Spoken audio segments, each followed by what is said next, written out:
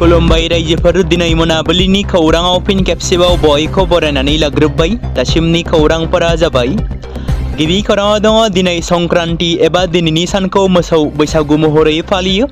बेबादिनो उदालगुरि जिल्ला महनपुर आन्चलिक रंजालि बैसागु खुंथाय आफादनि बानजायनायाव बे बोसोरनि 47थि रंजालि बैसागुनि सेथि साननि हाबाफारिखौ महनपुर आन्चलिक रंजालि बैसागु खुंथाय आफादा जागायजेनबाय। आरो दिनै फुंनि समाव महनपुर आन्चलिक रंजालि बैसागु खुंथाय आफादा सेथि साननि हाबाफारियाव मोसौ थुखैनाय हाबाफारिखौ खालामो। मख'जाथावदि गोदो गोदायनिफ्रायनो सोलिबोबाय थानाय बर'नि दोरोङारि रंजालि बैसागुनि सिगां सेथि साननि हाबाफारियाव बोसोरनि सिगां इंराजि एप्रिल दाननि 14 एप्रिल 2026 सैत्र दाननि जोबथा सानाव मोसौफोरखौ मान होनानै थुखैनाय, लाव फान्थावनि माला गानहोनाय, मोसौफोरखौ दैमा एबा फुख्रिफोराव थुखैनाय बादिनो दिनै बिथांमोनाबो थाव गुबै फुनना हांगार लागायनानै मोसौफोरखौ फुख्रियाव थुखैना आरो खुंखा जानाय हाबाफारिखौ फोजोबो। हाबाफारिनि सायाव महनपुर आन्चलिक रंजालि बैसागु खुंथाय आफादनि आफादगिरि सानजौफु ब्रह्म, गाहाय नेहाथारि लावगा बसुमतारी लोगोसे बोसोनगिरि आगोना हाज'वारि बिथांमोना रादाब बिबुंथिनि गेजेरजों माखासे गोनांथार बाथ्राफोरखौ फोरमायथिदों। 13थि बावखुंग्रि फोरबो 2026नि मिस बावखुंग्रि 2026 बिमुंखौ जाखांफुनाय लाइमोन महर दिन्थिगिरि सन्जना गयारिया देरहासार जानो हादों। मख'जाथावदि 13थि बावखुंग्रिया मेहेरगोनाङै खुंफुंजागासिनो दङ। गोबां जायगानिफ्राय फैनानै बाहागो लाफैदों आरो दिनै गोबांथार दावबायारिफोरखौ हाजो गाखोनाय नुनो मोन्दों। गेलेनाय बिथिं आरो हाजो गाखोनायाव बाहागो लादों गोबां जायगानिफ्राय फैनानै दावबायारिफ्रा। बे समाव मोनसे गोजोनथाव खौरां। क'क्राझार जिल्लानि सिङाव थानाय बड'लेण्ड एकाडेमि सेनियर सेकेन्डारि स्कुला लानानै फैदों बिटिसि हालामनि थाखाय मोनसे गोजोनथाव खौरां। 2026 आरो 2027 सोलोंथाइ बोसोरनि थाखाय क'क्राझार तिनिआलिनि हल्टुगाव आउटपस्टआव थानाय बड'लेण्ड एकाडेमि सेनियर सेकेन्डारि स्कुला फार्स्ट इयारनि थाखाय प्रि एडमिशन एबा जेबो बेसेन होनाङालासे मुं थिसननाय आरो फर्म गथायनाया दासान्दि सोलिगासिनो दङ। आरो बेनि गेजेराव देग्लायनि मेट्रिक आनजादाव 100आव 80 जौखोन्दोनि गोजौआव जौखोन्दो लानानै उथ्रिसार जानो हानाय साबा बिजाथिफोरनि थाखाय मुं थिसननायनिफ्राय लानानै हस्टेलाव थानाय जानाय गासैबो सुबिदाफोरखौ आबुङै फ्रि होनाय जागोन।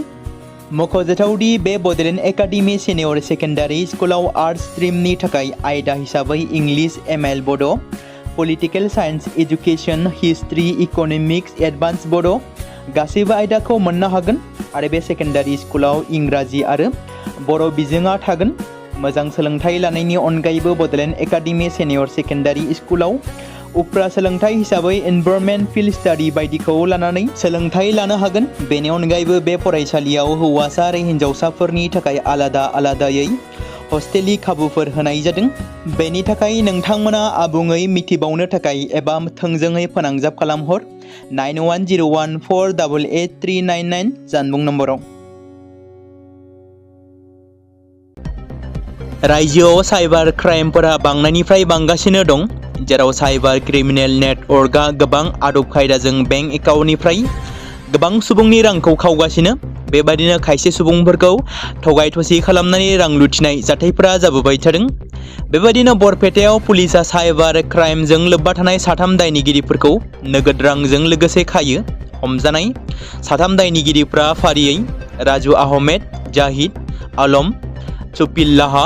बिसोरनि गेजेराव राजु आहमेदनि न'आ हाउलिनि हाटीजानाव, जाहिद आलमा मैरामनि आरो चपिउल्लाहनि न'आ जसीहाटीपारायाव होनना सिनायथि होदों।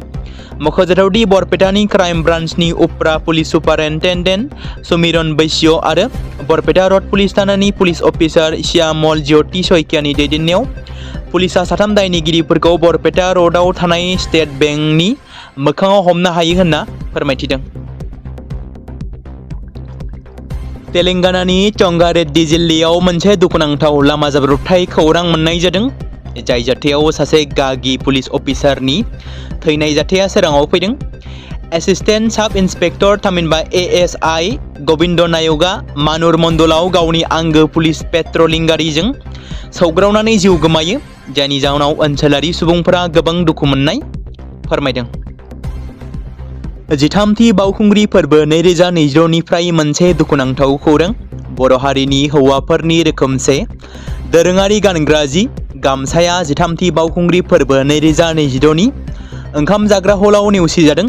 मख'जाथावदि समाजारि बिजोङाव गोसारनाय एबा भाइरेल जानाय मोनसे भिडिअ'नि बायदिब्ला पेन्टम मोसाहारि मुंनि सासे लाइमोना 13थि बावखुंग्रि फोरबो 2022 नि हाजो गाखोनाय बादायलायनायाव बर'फोरनि दोरोङारि गामसाखौ गाननानै बादायलायनायाव बाहागो लादोंमोन। बिथाङा बादायलायनायनि उनाव जेब्ला ओंखाम जाग्रा हलाव हाबदोंमोन अब्ला बिथांखौ जाग्रा हलाव हाबनायनिफ्राय हेंथा होदोंमोन।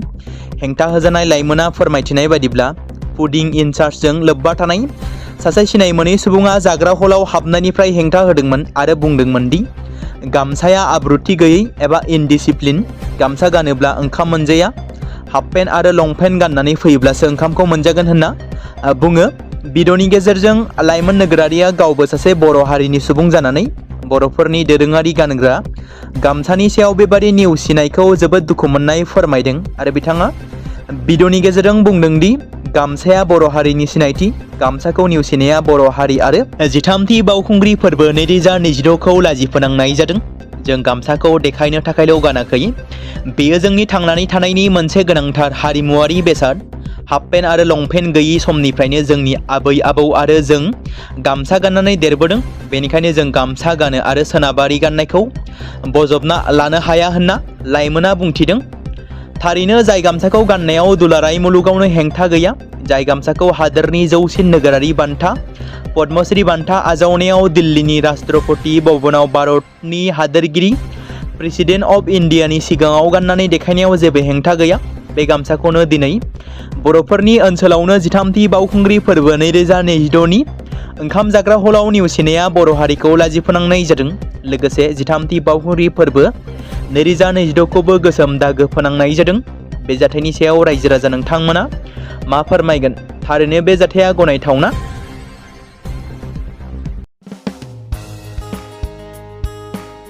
बे समाव मोनसे गोनां फोसावथाय बर' सावथुन नायनानै मोजां मोनग्रा गासै बर' रायजो राजाफोरनि गेजेराव लानानै फैदों मोनसे बर'नि OTT प्लेटफर्म गोनां, जाय प्लेटफर्मनि गेजेरजों नोंथांमोना बर'नि गोदान गोजाम सावथुनफोरखौ नुनो मोनगोन। थांनाय माखासे बोसोर सिगां बर'नि गेजेराव लानानै फैनाय निउबो एप बायदिनो फिन आरोबाव लानानै फैदों बर' रायजो राजाफोरनि थाखाय।